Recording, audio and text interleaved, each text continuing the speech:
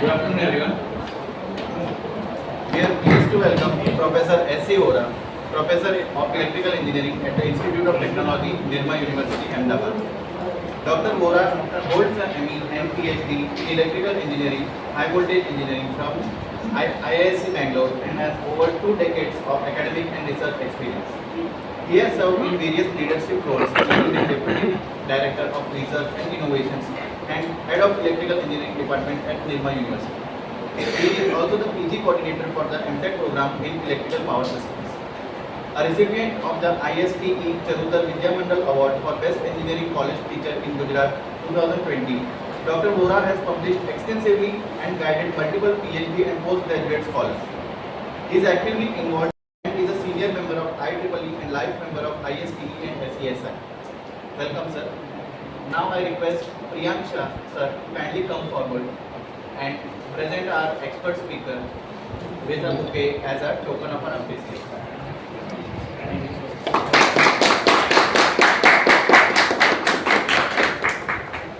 Thank you, sir. Now I request S.C. VORA, sir, to kindly commence this session. Very good afternoon. Good afternoon, sir.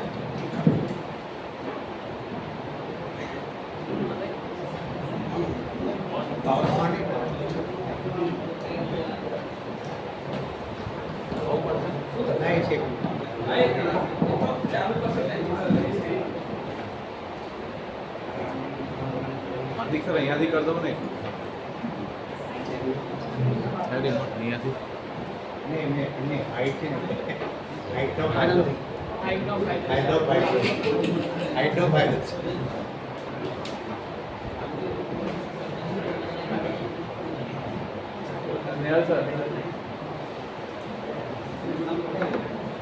Sir આપણે થોડા આગળ આવતા રહીશું તો it is easy to આગળથી sir please આગળ આવતા રહો, અહીંયા વાંધો નહીં, ઇટ્સ ઓકે. સરને શું બોલવામાં થોડું ઇઝી પડે. हार्दिक sir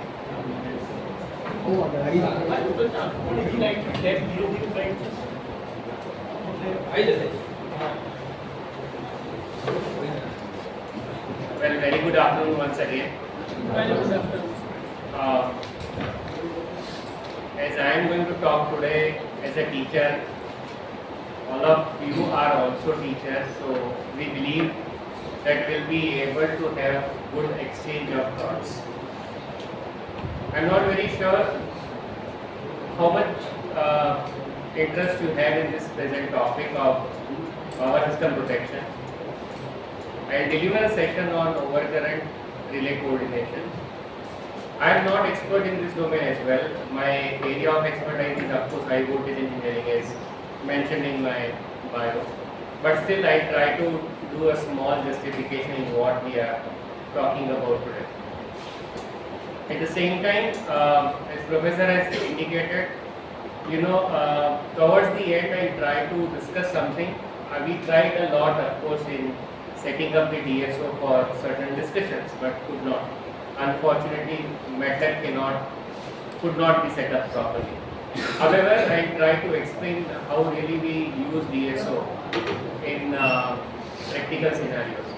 Probably we are using this kind of scopes a lot, but we have not understood how really it works. So maybe I'll take another 10-20 minutes on the later part of my session, not actually a part of this discussion. However, depending on your interest, we'll discuss about it. So I'll be beginning with a topic of optimal overcurrent relay coordination for interconnected power systems. As such, this is not my work. One of my colleagues, Professor Shankar, he has pursued his PhD on this, and I was the reviewer, not guide, but somewhere I was supporting him, and because of that, I am aware about what is being discussed today. And when I discussed with sir, he told anything on this topic, I have requested Professor Shankar to give me his presentation. So this presentation is again not made by me, it's only being presented by me. Let's talk about our understandings on relay coordination first. If I begin with relay code in chapter, this is the flow of presentation. Nothing much, it's all general, but still there will be some inputs that I try to give what is happening in research domain and where do we see possible modifications, improvements or our contributions. So usually what we are working on, we are working on basically in power system protection with reference to relay coordination. We define certain objectives, why do I coordinate among relays? I understand very simple thing that relays are usually for primary protection. In some cases when primary protection fails, we talk about the backup protection reactions. We expect it to happen at certain rate of speed, not immediately always and not very late as well. So these are the three usual expectations when you talk about the relay coordination in any power system protection discussions. The fact is, we say most of the time the objective of optimum, let us not worry about optimum for a while, but of course the objective of relay coordination is to find the appropriate value of relay settings for all the relays which minimize the sum of their operating times when they work as primary relays. Later on, people say what would be the optimum, that is anyway will be a part of discussion. But ultimate goal is we wish that whenever a relay is to operate as a primary relay, it must act in very specific time at least, but then we wish to minimize this operational time as well. While it is supposed to maintain or meet the coordination and boundary constraint, there are certain boundary constraints, there are certain coordination constraints as well. So we have to make sure that we maintain those constraints fulfilled. At the same time, we achieve the minimization of the relay time, primary relay time operation. So these are the typical expectations when you talk about the objectives, and of course you add little more. When you talk about overcurrent relay, now of course I am not going to talk about many different types of relays. We are only focusing on very limited part, overcurrent now. So the coordination of OCRs, overcurrent relays, is the process of selecting suitable relay settings, specifically plug setting multiplier, PSM, very popularly known as, and time multiplier setting, TMS. So it is PSM and TMS, that is what we are looking at. Nowadays, if you look at the numerical relays, everywhere you have got the numerical relays. The first generation was electromagnetic relay, and those generations had the settings of TMS and PSS. You have to pick up a plug and replace at some specific locations in the electromagnetic relays. Nowadays, after electromagnetic, then came static and then numerical. So right now, numerical relays are in operations, and truly speaking, these numerical relays effectively don't have any settings of PSM and TMS. It's not there. But still, since it has been a convention since the first generation of those relays, we still use those convention in all our discussions, even if it is numerical relays. So within the numerical relays, we say that we set the TSM, TMS and PSM. So although sort of things have got obsolete, still those settings exist in the present generations as well. And hence we say that we still talk about relay settings, and especially TMS and PSM. In case of failure of primary relay or associated circuit breaker, backup relays have to operate after a prescribed time interval, ensuring the correct sequential operation. And this is very essential again for setting up the OCRs. And definitely we talk about the primary backup relay. And the perfect relay coordination can reduce the chances of equipment damage and improve the electrical power service to the consumer by isolating the least possible part of the system. So how do you talk about this?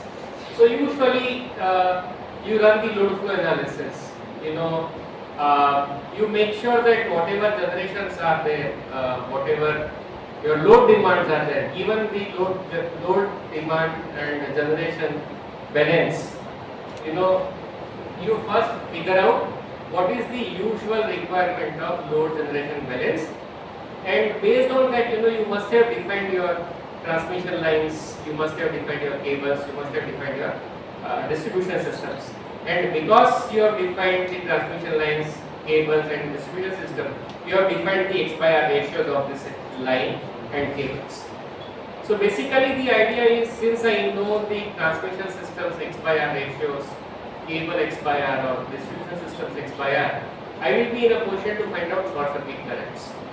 So given the knowledge of load flow studies and then possible fault current, you figure out, we run lot of exercises.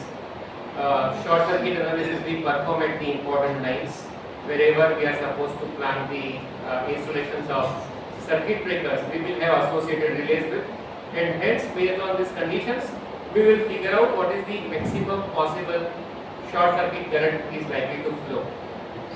So in order to establish this requirement, you have to run the load flow and then short circuit analysis.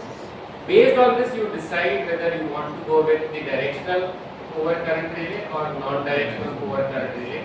Again, nowadays, since we are talking about lot of renewable inclusions, most of the cases non-directional may not be so useful.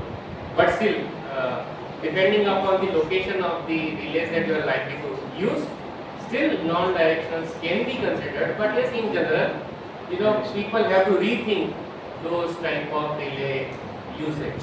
But in most of the scenarios, as I said, depending upon the cases,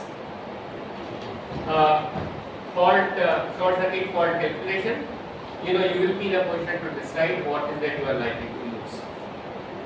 So based on this, you determine the directional or non-directional overcurrent relay, and then naturally you have to decide which relay is to be considered as primary relay, which relay is to be considered as backup relay, and we understand that each relay will have certain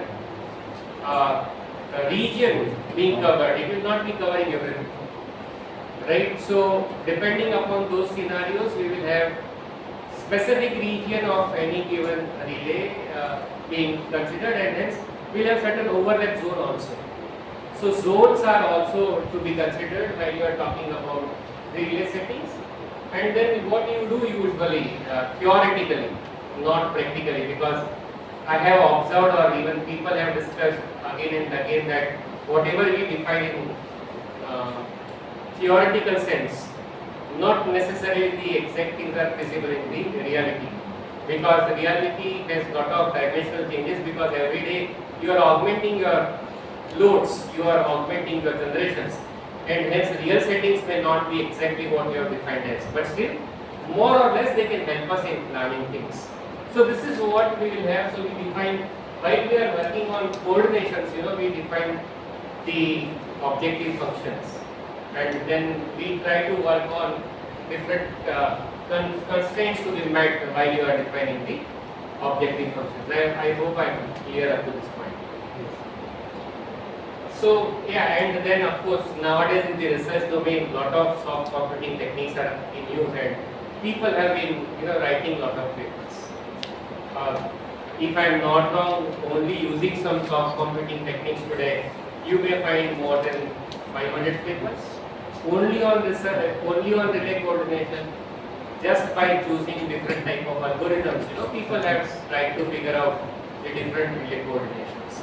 So basically, while I was working with Professor Bodwal, he used to have a lot of observations, and then he used to discuss that some things are not okay. So basically, when I am delivering on this, what is not okay will be a little part of my discussion as well. So people are working on a lot of soft computing techniques, and these soft computing techniques are useful in solving a typical problem of relay coordination. So that is what will be some discussion today. So usually, what is that we talk about? We say the first slide had a mention that we are to minimize the time of operation, sum of time of operation of all primary relays. So if I go with this particular term, this was defined somewhere in 1940s if I am not wrong. So earlier people started working on defining the relay coordinations in those years, and they started working on saying that okay, we will try to minimize the time of operation of primary relays. So if it is to minimize time of operating time of all primary relays, whatever objective functions we are talking about, it is sum of all primary relays operational time. Of course, you attach some weight vector. You don't attach any weight vector to V1. In that case, it is sigma I equals to 1 to m Ti2. So this is what should be the simple objective function that we wish to use in order to achieve the relay coordination requirements. So what happens is, if this is a simple system, radial system like this, I have a generation somewhere. Next to the generation, some specific bus at some substation we can consider. Another bus we have.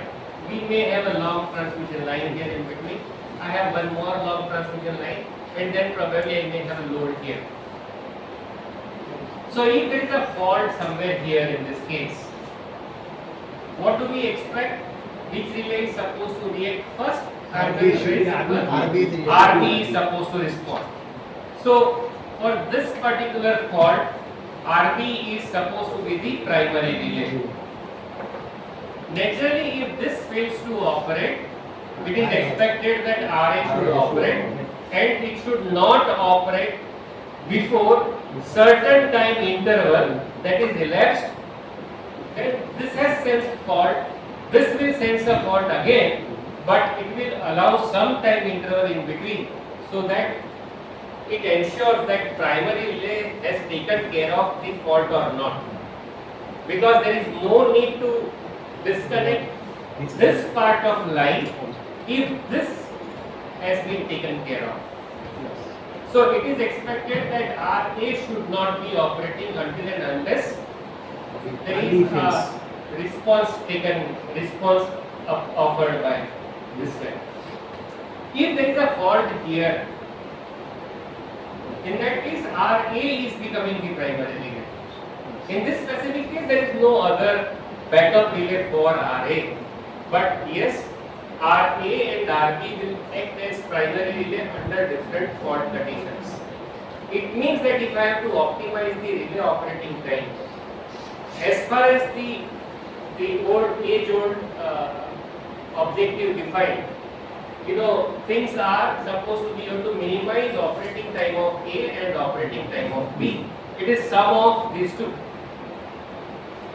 isn't it? So typically speaking, we expect that this should be taken care of. However, as I said, it cannot be so small. Otherwise, what time interval that we have referred to also will not be considered. So apart from this, we will have those constraints also, and those constraints are, as we understand that coordination constraints, as we understand TMS has a bound. You cannot choose any random TMS. You cannot similarly choose any random PSM as well. And then naturally certain operating time bounds. In a sense, relay has some operating characteristics. It cannot operate just like that, right? So otherwise it will become instantaneous relay. Okay, so we understand that relays cannot act as if it is instantaneous relay. Say for example, I have chosen a characteristic of a relay, maybe normal inverse, right?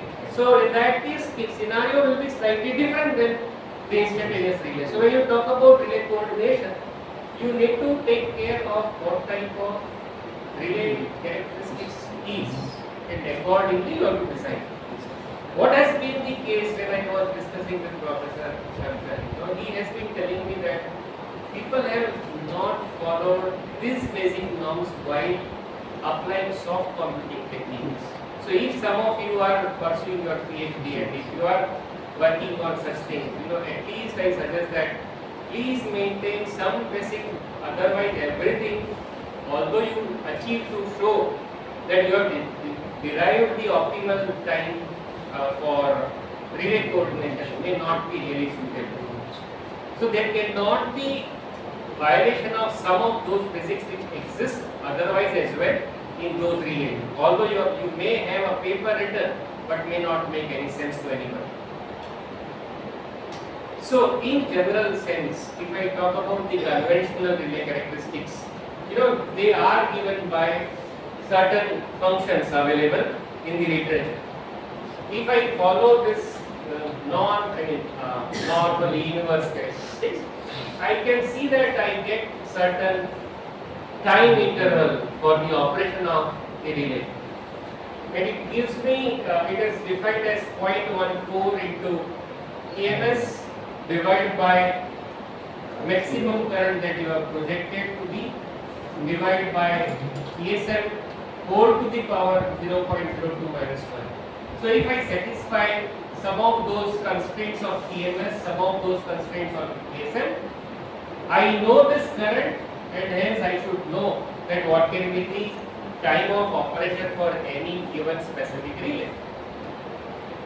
So this is what you expect for any overcurrent relay. You can draw the characteristics as per the changes in IC. You can plot this characteristic, then what will be the time of operation, right? So current and time of operation can be achieved subject to a condition. I know the selection of TSM and TMS. So this is very straightforward thing, very well known to each one of us, and it is still being followed irrespective of the type of relays that we have used today. And of course, this will still be possible to be followed because ESM has nothing to do with anything else. It is just an appropriate selection of your CT ratio. It is some sort of multiplying function which is being used to exemplify the current measurement. Otherwise, I understand that current measurement is anyway small value after the CT ratio. Right? So that is anyway straightforward, and we understand further that since I am choosing specific type of characteristic of the relay, I understand that a TMS can be appropriately selected. So those things which we were earlier using as a plug, now it is replaced by simple numbers only.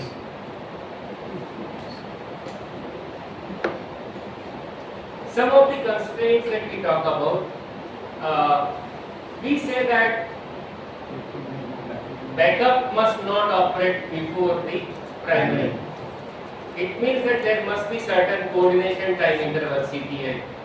So the first constraint is you must not violate this requirement. You cannot optimize objective function to such a great level where backup operates first and the primary. So we must make sure that this is adhered to. Second, and of course, as it is mentioned, CPI is usually taken between 0.2 to 0.5 seconds. It's a big number. Right? Nowadays, people say that we are reducing this number because we have got fast acting relays and circuit breakers both. The reduction is still possible. 0.2 can become 0.1, and that is where we can say that we are achieving faster fault clearances. But yes, still it may not be the requirement. The reason is very simple. There is a false alarm. For example, a bird sitting on two phases, spreading its wing, it will flash in a moment. But for that false alarm, I must not operate my relays. Yeah, so the reduction is still possible, as I said, but not necessarily required in all cases. So people are, there are a lot of considerations taking place in this CTI value considerations as well. But yes, in general, it is now being discussed in a way that we can have it reduced below the lower number here as well. So it says that the overcurrent protection scheme, the primary relay must have sufficient chance to protect its zone. In case of failure of primary relays, corresponding backup relays have to trip after the operating time of primary relay plus some coordination time interval. And hence, we must have this constraint fulfilled. few more constraints are there. The TMS regulates the time delay before relay operates when the current attains a value equal to or more than pickup current setting as well. Right, so nowadays it is just a setting, but yes, it is natural that what is that value of time delay that you wish to ensure before the relay operation of the primary relay. So we say that it must be set between TMS minimum and TMS maximum. And same is the scenario for the PSM as well. So it is the maximum or minimum value of plug setting for any given relay that is also to be adhered to.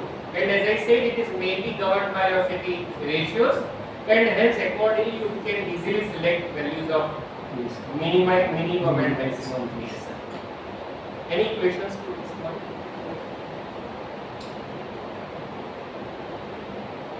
Yeah, similar is the case of bounds on the operating type of relay. As I said, you cannot have anything below specific time of operation of any relay. Otherwise, it will become instantaneous time, instantaneous relay operation.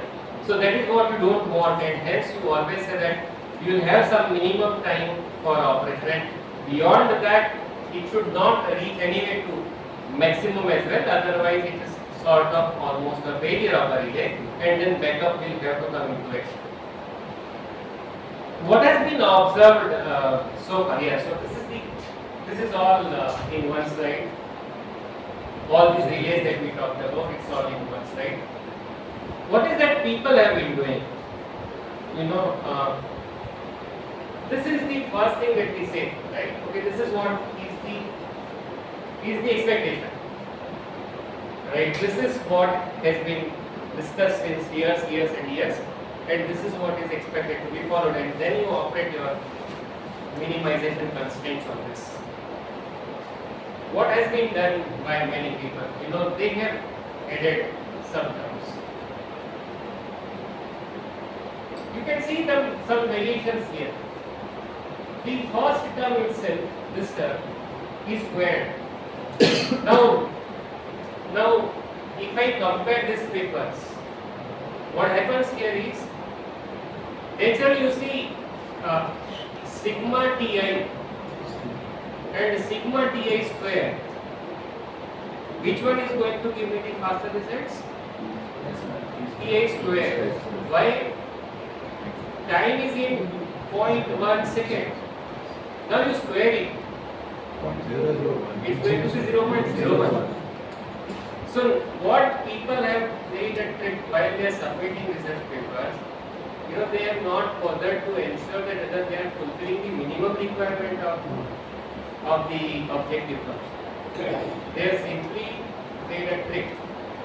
I simply change the objective function itself without making any integrated.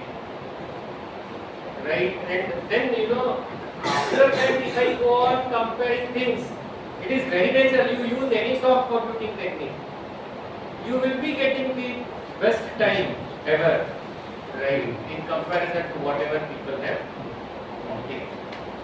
So the consideration here has to be selection of appropriate objective function, and then add the constraints onto it appropriately. The second, third and fourth terms that you see here are with reference to various conditions. It could be the time of primary and backup relay operation, the delay that we are defining, that is considered in many of the cases with reference to the second term. Third term also is having some sort of relations over there, and fourth and all, they are referring to one or the other criteria that we focus on. So what people have been showing is they suggest newer objective functions in the discussions, and this newer objective function, whether they really meet the constraints or not, they have not been considered.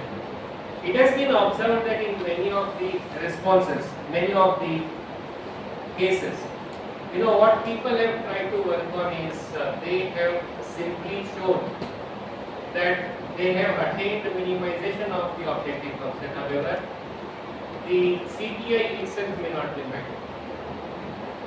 It is also been seen that in some of the other cases, TMS that is what is selected is in no condition feasible, or the value of current that they have considered is not feasible in any of the conditions if you consider the appropriate CD ratios. So I can create any paper without noting down what is the CD ratio selected, and then you can keep on playing with the numbers. So this kind of observations have been there in relay coordinations, where we wish that minimization should happen, but at the same time we ensure that we are not violating the other constraints. So when you read this kind of papers, as I said, there are about 300-400 papers plus only using soft computing technique other than the conventional relay coordination. Please be mindful when you read. If some or the other aspects are not explicitly mentioned, please check the figures that they have mentioned. They are shown, and then check the table where the results are shown. Ensure that they are not violating the criteria. If they are violating the criteria, there is no point reading those papers further. So this is what is very important when you talk about appropriate selection of objective function minimization and then to. So as I said, what people have worked on, he has mentioned 250 plus papers, right? It's available today, and people have shown reduction in operating time of all the primary relays together. So what they have done is, they have chosen, of course, for us, as you are all aware, I'm sure most of you have the exposure to power systems also. As you read here, people are using these IEEE 9 bus systems, WSS 9 bus system, 14 bus system, 30 bus system, and so on. Why are those bus systems so popular? Is it because just IEEE is mentioned? Because they are taken from specific load flow analysis. When I'm sure you are all aware, right? When the committees sit together to decide, which buses, which systems you want to use for load flow analysis, which systems you want to use for renewable integrations. One is for transmission, one is for distribution. Both are different, right? So on what basis do they decide? They decide actually in real systems this kind of load flow analysis takes place, and then load flow is what as such. What is load flow for me? To find out the parameters P, Q, V, delta for each and every For each and every bus for a given time instance. It is possible that that event may not occur again. Because your loads may not be constant anyway. Your generation may not be constant anyway. So these are the typical time instances at which specific bus voltage at generation and at load have been observed. And even that condition systems were stable. Under steady state condition only. Yes, so load flow analysis runs for steady state condition It is a only. static load. Yeah, so in specific scenario this has actually happened. So while taking into considerations various parameters of generating systems, excitation controls, governor controls, because we have most of those systems are still with synchronous machines only. So in those cases you are supposed to figure out things of hydro or steam turbine parameters, associated parameters, right? Auxiliary parameters you can say, then transmission line parameters, and then load parameters. So these are the actual typical cases of specific instances that has happened somewhere in realistic systems, and for that this has been captured. So what you see basically is IEEE 9 bus system, WSSC 9 bus system, 14 bus, 30 bus system. These systems are in use. So while trying to compare my results, I will use those systems which are considered as base systems. So people have very precisely worked on those systems. So that way they are doing good, but it may not mention the various constraints that are supposed to be employed while doing the relay coordination. And in this systems, if you observe, I may have one relay as primary relay, but then there may be two relays which may be acting as backup relays, because I may be getting feed from two different substations into one substation. So I may have two backup relays, whereas I may have one relay as a primary relay, right? So such cases would arise when you are talking about the standardized bus systems, and that's where the coordination becomes very important, that which relays are to be considered in the operation when you are that can be multiple primary and backup pair as well. So while you are working, so here those things you see here, right? It is M are actually number of primary relays, but then the pairs may be different. Most cases it may be less, right? But it is not same. Okay, so while you read these papers, you will come across the fact that you have n number of relays acting as a primary relay, but then pairs may be different than that, right? So while showing typical cases are there, you can see that somebody has chosen one specific region, some Turkey province, ATAL province in Turkey, and then they have discussed the relay coordination. So there could be multiple cases. You may take a case of Gujarat itself, for example, or maybe PGVCL, UGVCL, one zone you can take and then you can work on relay coordination of it. So those kind of things are being discussed in literature while they are focusing on relay coordinations. So what is that, as I said, what is that people have worked on? Lot of papers you can find. Lot. I mean 250 is less number now. Over a period it must have gone beyond 350. And that too only specifically reduction in operating time of overcurrent relay using soft computing techniques. So today you choose one technique, tomorrow you choose the other technique, and then next day somebody will come up with the hybrid of both of this. Right? So these kind of exercises have been taking place in the literature today. What is that they focus on? They talk about the modification in objective functions. So some or the other term they modify, but this modification is not justified in many of the cases.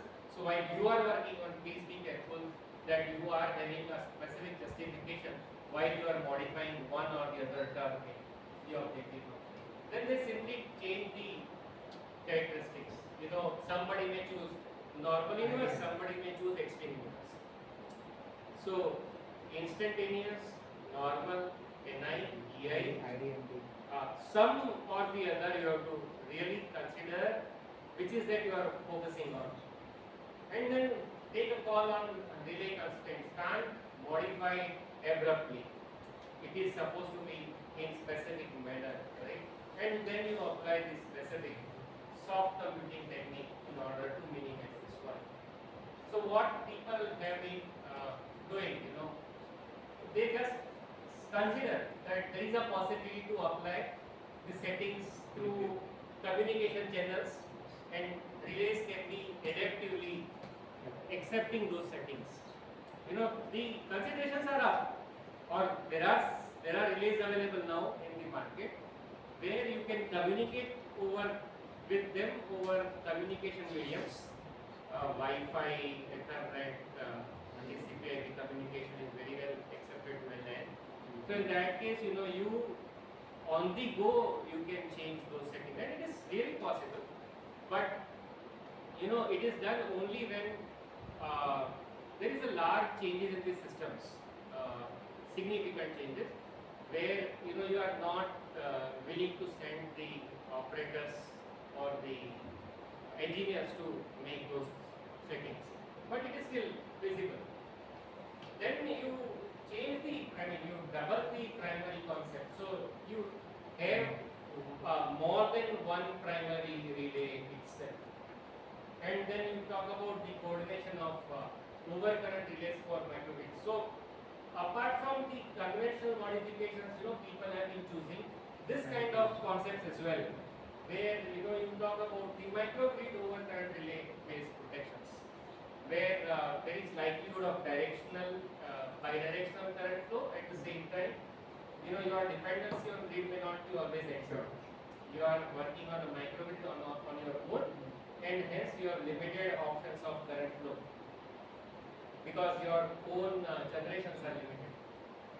So those kind of considerations are also being there while we are focusing on relay coordinations with the systems. So the considerations are, the focus should be to identify issues related to coordination of overcurrent relays for interconnected protection power systems. We need to properly identify the issues itself. To propose right and more appropriate approach for overcurrent relay coordination. To obtain optimum relay parameters using the right and appropriate approach, adopting some soft computing technique.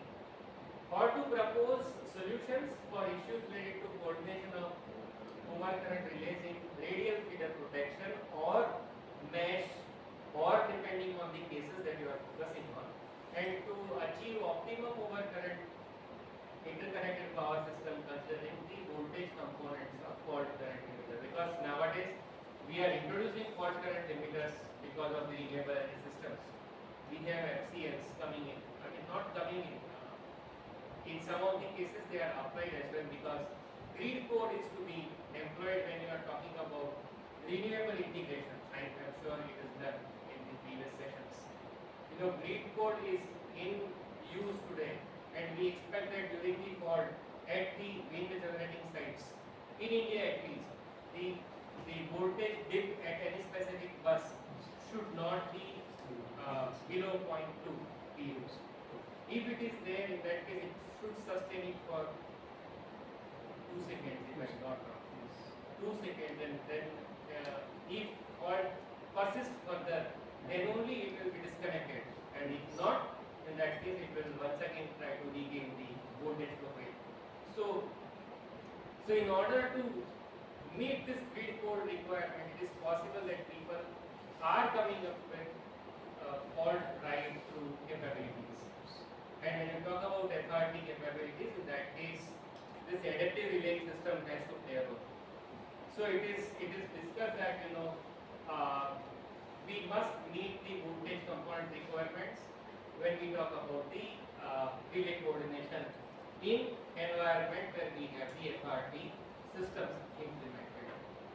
I hope things are okay up to this point.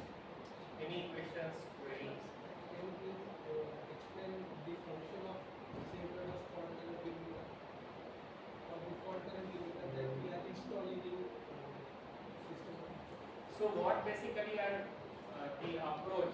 There are certain people call it as SFCL, superconducting fault current limiters. These fault current limiters are basically introduction of some impedance into the network before the fault. So I have a source here, for example, wind generating source, and the fault is nearby the bus of or PCC of this wind farm or wind generating sources. So if there is a possibility of likelihood of fault very close to PCC, in that case we intentionally introduce the impedance into the system to minimize the fault current and maintain the voltage level.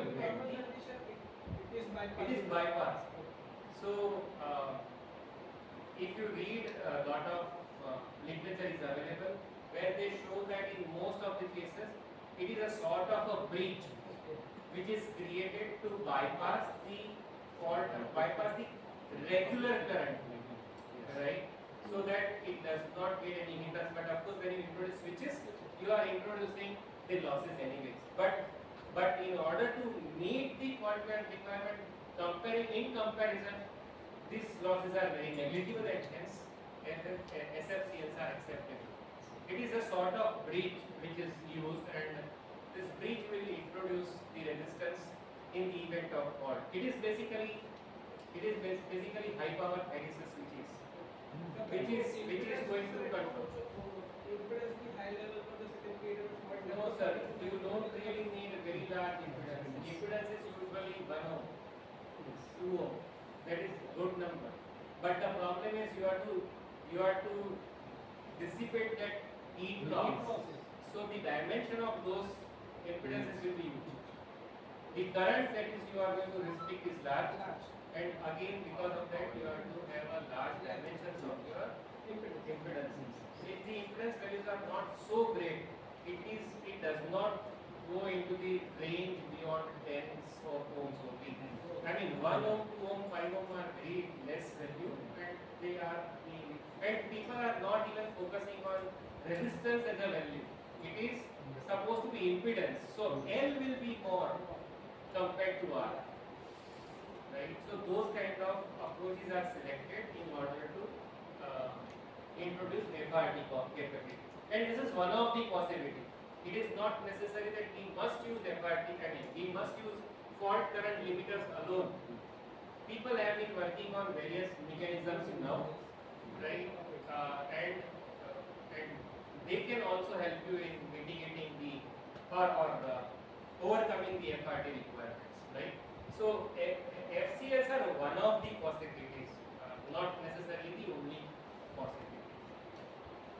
So when you talk about fault current limiters, these are the optimization of the relay coordination time constraints, have to be very well thought.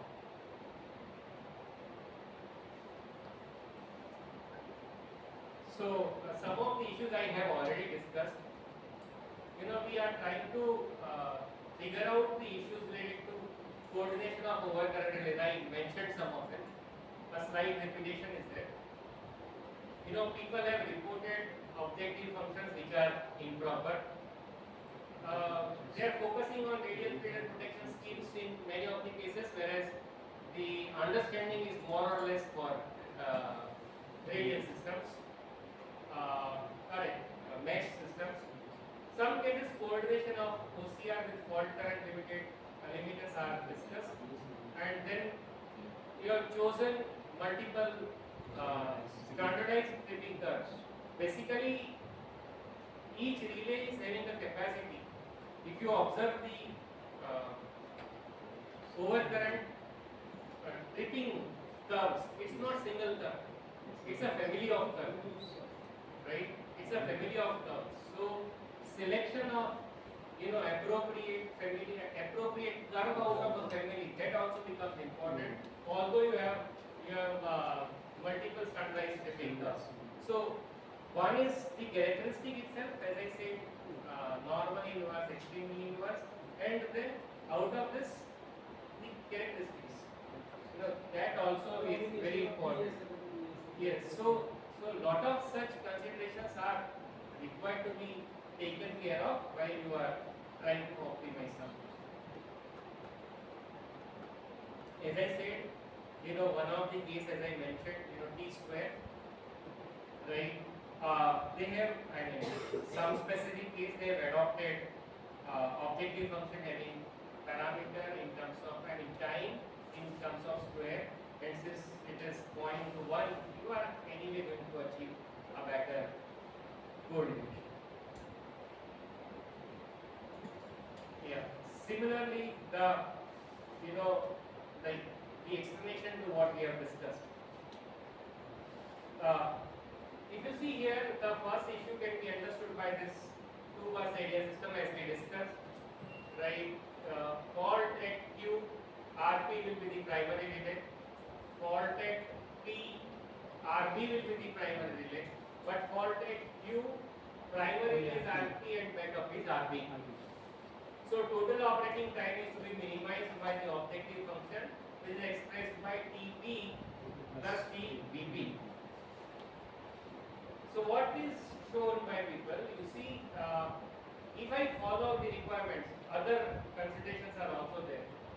Okay, TP, TB, then TBP, that is what we discussed, and then objective function 1, objective function 2, and some other considerations. So it is seen that for t square, this still remains same. This, if I feed these values, you see the time minimization is 0.032 seconds. If I maintain the inputs just like this, in both the cases, same. In realistic case, it happens to be 0.25 seconds. Whereas the achieved one is 0.03. Right? You can also imagine in realistic sense also 0.032. So it is just one cycle plus. 1.5 millisecond. Yeah. So it should, he is trying to say that I can achieve everything within that time frame, which is many a time if I follow those values of operations can't be achieved. So the sum of square of operating time instead of sum of operating time, that is what is adopted. And second issue is backup relay operating time is not incorporated when working as primary. You see, backup itself is 0.01. How can it be less than? How can this be less than this? Right. So that is also not being considered. So this is the typical issue that has been noticed. So many such objective functions are reported. Some of them are here. Some more. So people have modified so many, proposed many of the objective functions, and then they have tried to discuss some or the other way of application of soft computing technique, and then come up with some. So there are 7 objective functions. I have shown 4 here. That is with square we begin with, right? And here also some more, right? So you see the results that they have obtained. I mean, I will not discuss each of this, but these are the results that is presented. We maintain the value of first 3 parameters. You can see that in first case, the delta TTP, that is coordination time interval, is negative. It can never be a negative one, which is happening here, just because they have modified it.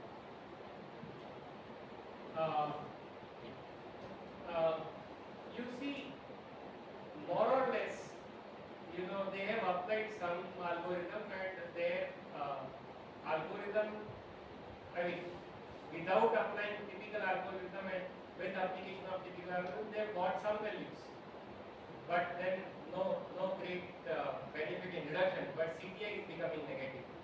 Second case, as you see, it is giving me the value of 1.5 seconds, which is again not acceptable, because by that time fault has escalated significantly. So what is that we did is we gave some different values to the same objective functions, and we have tried to find out what type of errors that can lead to, and similar sort of things are presented here. So what is that we did? In those objective functions, one or the other objective functions, what is that we have shown? Is miscoordination observed? Answer is 1. In first one, that example, it was there. Is it as per overcorrect coordination philosophy? Answer is still yes, but it has failed here. Is it giving larger operating time? Yes, we could see that it is giving larger operating time. Unrealistic operating time? Yes, unrealistic means is it very less? It's not the case. And is it insensitive towards operating time? Answer is not yet. But then you see for all other objective functions that people have used, it can be seen that under different circumstances, one or the other cases they have failed. So probably it is becoming important for us while we notice something, while we adopt some objective objective function out of these literatures, just for the sake that you have to prove something better. You need to ensure that what objective function you have chosen is right or wrong. Because based on that because that becomes a premise for your work, and then you are showing that you have got a better results in comparison to this particular technique for objective function. So, and then these are all from journal papers. Okay, so it does not mean that all journal papers are also having significant contribution every time, because you will be taking them as one or the other base for your comparisons, and then you will end up in figuring out later on that this objective function that you have chosen, that itself has a plan, right? So while we work on relay coordination, the selection of appropriate objective function or its modification must be thoroughly inspected before we take it as a reference for us. I hope it makes sense.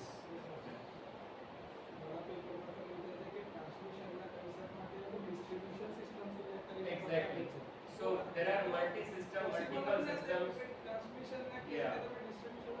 So even for microgrids, people have chosen IEEE 9-bus systems. It doesn't make any sense. How can it be a 9-bus system which is applicable for transmission, which is being used by you for microgrids?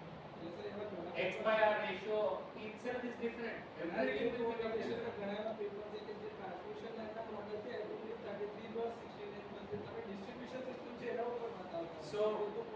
So out of the entire discussions here, the only point I would make is, if you are to carry out your research, select appropriate standard thing.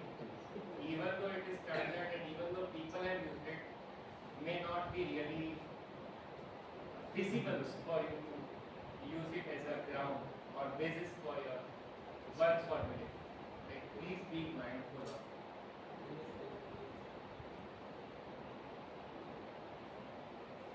So you have to do this. You please evaluate the objective function. Maybe lot of possibilities exist, and here Professor Godwal has tried to do it on 3 different things: modified dynamically, 14-bus test system, IDMT relays, and he has tried to apply generic algorithm. We are not using the algorithm written on our own. There are algorithms which are available in Python, algorithms available in MATLAB, algorithms available in different mathematical softwares. Lot of tools are available. Even then, please be mindful while you are choosing those tools, because many of them are modified by the people, because some of these are open access.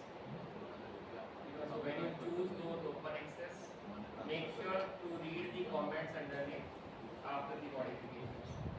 A lot of people give comments whether that modification is acceptable or not. Right? So if you are choosing any open access tool, you must make sure that the algorithm which you are using is free of important errors.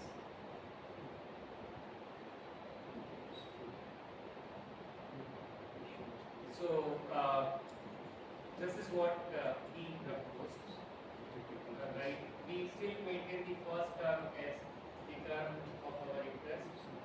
It is sum of the operating time of the primary relays, plus we have added some more terms, and these terms are used to optimize the time of operation for primary as well as backup when. Right? So proposed OF is alpha 1 sum of operating time of all m primary relays, and alpha 2 multiplied by multiplication of EPPK and TPPK minus the delta T square of PPK and that square itself. So, so it is,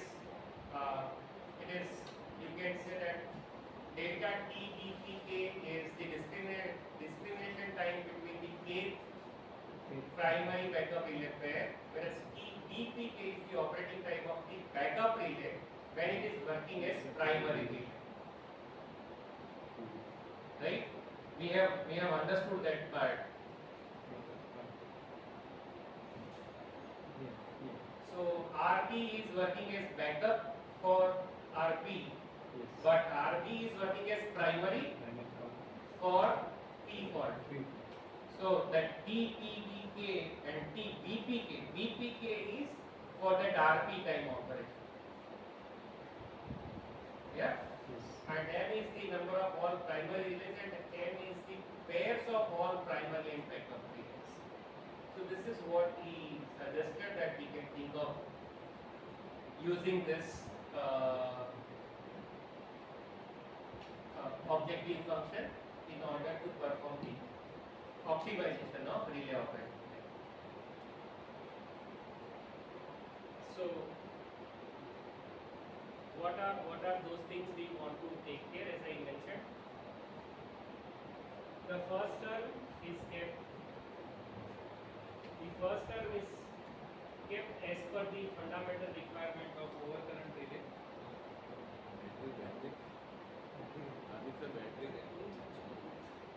Hello.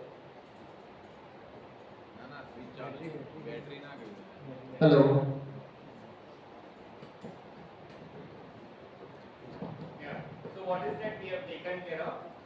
The first term is kept as the fundamental requirement as we discussed. While and second is while evaluating the performance of the proposed OR, in various cases the operating time of backup relays when working as primary relay for fault in its zone has been also considered. So the specific cases as we discussed, TP, TB, TBP and delta TBB where primary is acting as backup is negative in specific case, and second is time is so high, it is 5.14 second, which is out of picture. And second case, yes, if I observe this case 0.15 second, 0.55 second, 0.1 second, then it results into appropriate value at both the cases. N is of course number of iterations here, so it doesn't make much difference. So what is that we are talking about?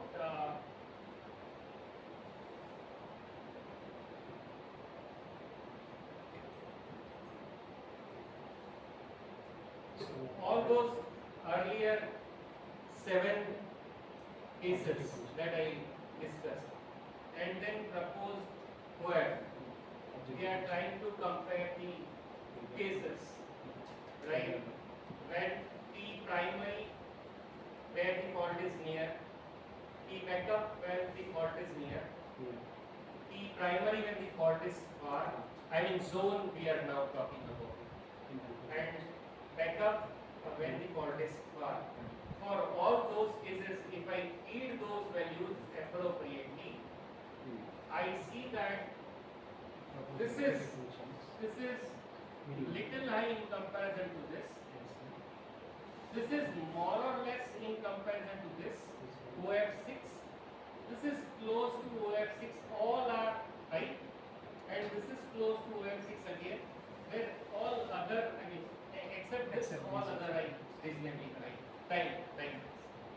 Similarly, if I follow the sum of operating time with time for the expression 1 with OF1, in that case, percentage wise variations if I observe, 23, 21.30%, 20.81%, whereas others are less than 6.1%, 9.18%. So in that case, OF2 is close. I mean, not close, last one is still high. In comparison to that, the last one proposed is still better.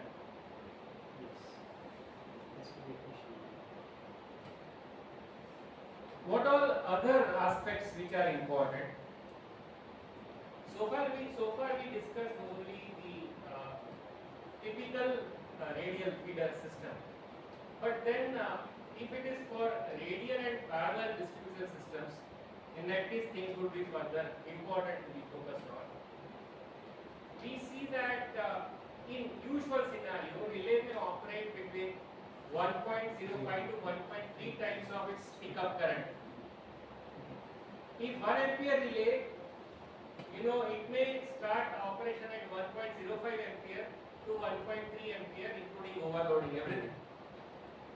For fault in CD section, worst case relay 3 operates at 1.3 ampere, relay 2 operates at 1.05 ampere.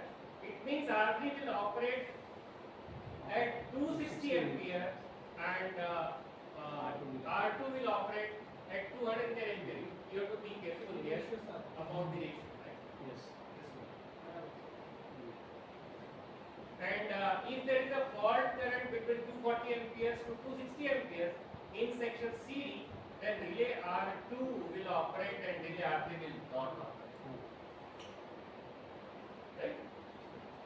So now we are talking about the consideration of the relays as well, selection of relays and then automatically zones. So this calculation clearly demonstrates that the current passage of 220 ampere R2 will pick up while R3 will not. And as a result, this section BC will be disconnected despite the fact that it must provide backup protection in the event of primary protection R3 is failing. So right now R3 is not operating at all and R2 is operating, which is supposed to be a backup. Even if the TMS of R2 is greater than that of R3 in a healthy power system, this backup protection should not be activated before the primary protection. So sometimes this kind of issues are required to be taken care of while you are talking about the relay coordination.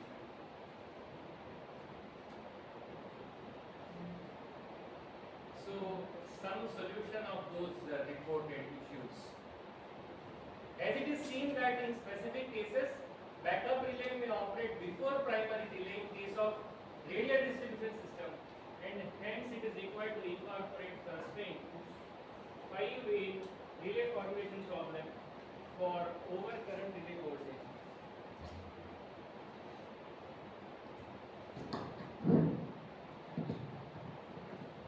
So as it is shown, PS of RB must be greater than 1.3 by 1.05 of PS of RB. That is what is supposed to be taken care of while you choose the appropriate PSN setting. As it can be seen that there is small correction in the selection of PC value, PS value of these reported function constraints. I think battery is down. Battery down. It's okay. Hello. Any should be. सेल नाखी तो Hardik sir खाली बे wait कर देते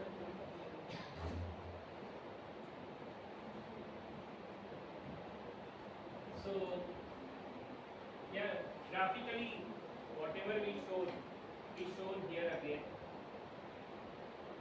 What we are trying to show is how the primary and backup relay time setting is one in space 1 and 2, case 1 and 2 of our discussion just presented before for various OFs. As I said that we are supposed to worry about the characteristics also. It can be seen here that for different cases,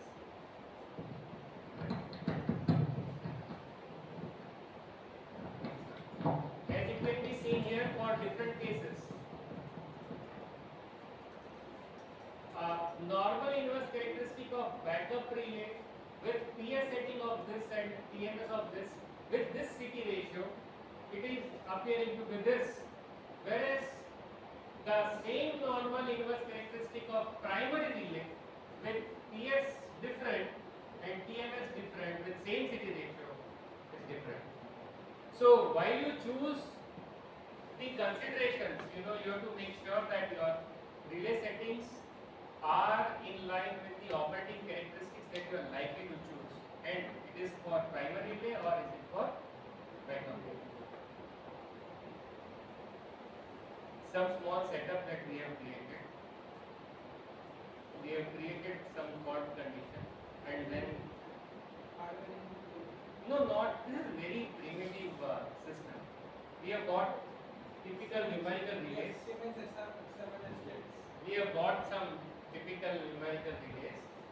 There is no hardening loop. It is very simple, straightforward resistance and load that we have introduced, and we have fed it through a simple three-phase variant. Right? So we are trying to change the value of R in order to create fault. The CPU is of a measuring class only, protective class. No, this is not a protection class. This is just a. This is in our Okay, laboratory. just for measuring. This is in our laboratory. We have not gone into the protection class. We don't have protection class CP. Just for the understanding the constraints, this is introduced. So what will happen then if it responds to you with very specific resistance value, right? Let us say it is one scenario for you, and then you change the current and you check whether it is happening. Similar thing is happening without changing anything else. So effect of the CD type is overcome like that. Okay, yes. Right? You don't manipulate other aspects, and hence we don't worry about the variation in type of the CD class. Yes. Some scenario in our lab, and then some modifications are proposed. So issue is regarding the fault current limiter. That is what was tried by them. So fault current limiters to reduce the fault level. And under that circumstances, we have used specific IEC standard overcurrent relay characteristic as shown here in our previous discussion also. Right. So we have introduced FCL. That FCL is here, you can see. Right. So that FCL is introduction of impedance. Rather, in our case, I think we used only resistance only. It was just rheostats. So one instance is, without FCL, we tried to get all those details, and then after introducing FCL, we got all the parameters again. So we measured voltage and current at different locations, maintaining all other setup, and then we introduced the FCL, got all those details, and then we used it into the proposed objective functions. Then we calculated what's likely to be the scenario. So some change in M you can see here because of the introduction of M. So some scheme that we have got. As I said, we considered 4 cases: conventional relay characteristics with actual fault current and conventional objective function. Second is conventional relay characteristics with fault current limiter and conventional objective function. And then conventional relay characteristics with actual fault current and proposed objective function. And second is reported relay characteristics with fault current limiters and proposed objective. Reported means somebody has reported. And then these are the flux settings. These are the settings at various relays R1 to R8, and then calculations took place, and we performed it on a couple of days. Questions? Anything from your side?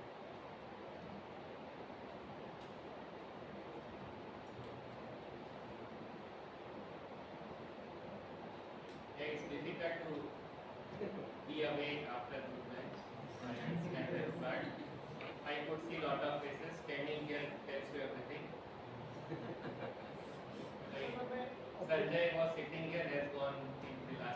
So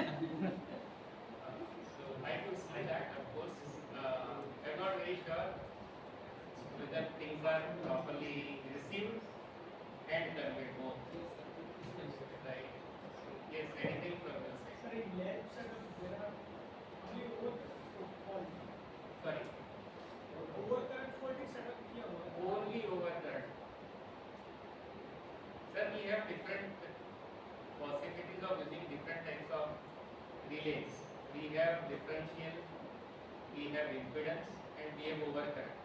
Since this is with reference to objective function for overcurrent relay protection, we just focused on overcurrent in this case. But if you wish to work on impedance and if you want to work on differential, things are still possible there. Yeah. Sir objective function form કરતી વખતે આપણે કીધું કે પેપરમાં ઘણા બધા researcher ખોટા objective function form કર્યું. હવે આપણે જનરલ સ્ટાન્ડર્ડ ગાડીને ડિફર કરતા હોય તો બીજી રીતે એવા થોડાક સજેશન આપી શકો કે જેનાથી હવે ખ્યાલ આવે Really, that's what I said that you know all these papers that we have seen so far, they give you the comparison tables, and from these tables you have to figure out whether these results are okay or not. You are not supposed to redo on your own, but in most of the until and unless those results are hide, right? Most of these tables give you the picture. Give you the idea whether these results are okay or not. In a sense, this type of tables are presented in many of the research papers. So while you go through these tables, you know you should be able to flag the errors. What I understand is as a reviewer, it's a responsibility of reviewer to highlight these errors. But many of the time, I'm sure all of you are submitting paper to journals, right? Nowadays, how many times these journals give the how much review time is given to a reviewer?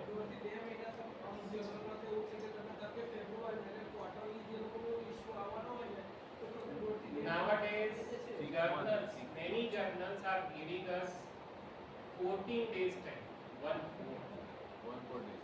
21 days time. That's it. I can give you, right now I have 2 papers in my review section, right? IJEPS, which one is this? Electrical Power System, IJEPS, right? I am having 14 days time. I have accepted it yesterday, July 2, and deadline is 16 July. It's very difficult for a reviewer to do this.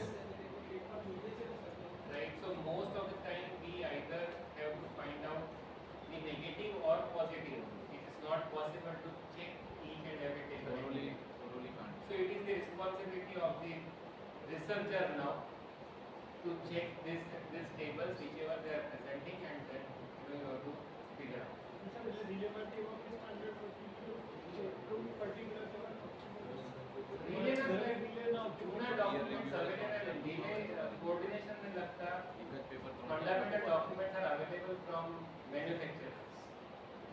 E Siemens ना बहुत બધા documents available છે. I think you should refer those documents. Majorly કેસમાં એવું થાય છે કે આપણે રિસર્ચરનું બેકગ્રાઉન્ડ ના જોતા પણ રિસર્ચર છે ને એ એવું છે કે ભાઈ હું ઓબ્જેક્ટિવ મારો આ જે છે ફૂલફિલ થઈ રહ્યું છે તો એક જાતની રેસ લાગી ગયો છે કે પેપર આયા કરે. Some of you must be working in ED, I guess. Right? Now you go to some journals of computer science, and then you will see that they are charging your ED in minutes. You know, they don't understand that battery has a time constant, and within that time constant framework only battery can be charged. You cannot charge something like in a fraction of time. So while they are optimizing that, while they are proving their algorithm, I have seen couple of papers where they simply don't understand physics. Okay, so it is the responsibility of researcher only to find out what is acceptable, what is not acceptable. Not everybody will be doing this job of pointing finger to someone. right? So, and unfortunately, when you see the paper accepted in computer science journal with reference to EV, most of the reviewers are also from the same background. He would not understand that physics needs to be applied there, right? So, if you are electrical engineer and then you are working on soft computing, and then you are coming across these techniques, you will never find a proper solution approach. So better we understand this backgrounds before we start taking up some research work. Yeah, queries from your side. Paper generally આપણે refer કરતા હોઈએ તો અમુક જે જરૂરિયાતવાળી વસ્તુ છે ને એ એટલે ઇન્ટેન્શનલી એ વસ્તુ જે જૂના રેફરન્સમાં લીધી હોય ને એ જે લોકો રિપીટ કરતા હોય છે કે અમુક પેપર આપણે 2024-25 ના જો એના રેફરન્સ પાછા હોય તો 2011-12 ની અંદરમાંથી તમને મળતા હોય છે અને એની એ વસ્તુ સિમ્યુલેટ કરે છે પણ ઓબ્જેક્ટિવ ફંક્શન જે એકચ્યુઅલી સાચા હતા એ પેપરમાં એની જગ્યાએ આ લોકો શું છે કે અત્યારે એકદમ That's what I am saying. એટલે એવી રીતે મોડિફાઈ કરીને એના કરતા સારા રિઝલ્ટ આવતા હોય ને પછી એને ખોટા પાડી દે છે. So that's what I am saying, that we have to be judicious in selecting some of these references, because there are lot of publications coming in every day. If you are not aware of what is right and wrong, you will also follow the same path. Simple. પણ બહુ એવું થઈ રહ્યું છે કેમ કે એવું જે જૂના પેપરનું હોય કે પેપરની અંદરમાં આપણે પેનિટ્રેશન ઇન્ડેક્સની ધારો કે વાત કરતા હોઈએ રિન્યુએબલના તો લગભગ 2017-18માં જે પેપર હતા એમાં એ તો જે સ્ટાર્ટિંગ હતા તો આપણે હંમેશા કેવીએના રેફરન્સથી પેનિટ્રેશન ઇન્ડેક્સ કેલ્ક્યુલેટ કરતા હોઈએ. હવે 2022-23માં જે એક પેપર એવી રીતે આવ્યું કે રેફરન્સ લીધો 2018-19ના એ પેપર 10% પેનિટ્રેશન સેમ એના જેવું જ બતાવે પણ આ કિલોવોટના રેફરન્સમાં લઈને રિઝલ્ટ લાવે તો ઓબ્વિયસલી એના કરતાં તો સારું જવાનું છે પેલા કરતાં કે ઇન્ડેક્સ જ ઓછી થઈ ગઈ છે અને પછી એ જૂના પેપર જેના રેફરન્સ એને ખોટું પાડે. We have seen couple of researchers in our vicinity only, right? When they perform the optimization in Indian systems, they calculate everything in Indian rupees, and that price of coal will be in USD. Right? So we understand very simple thing that there has to be some basic standard of following certain economic related norms, certain metric norms for presentation, which doesn't happen. એટલે તમે જે કીધું એ વાત 100% સાચી છે. So we have to be cautious in using this. So this is just about how people have manipulated some of the presentations or research where we can do right things. Right? Do we go for a break or I should continue with the other part of the discussion? Check જैसा कि is ready होगा नहीं नहीं आएगा 3 वाग्या पे તો મંગાય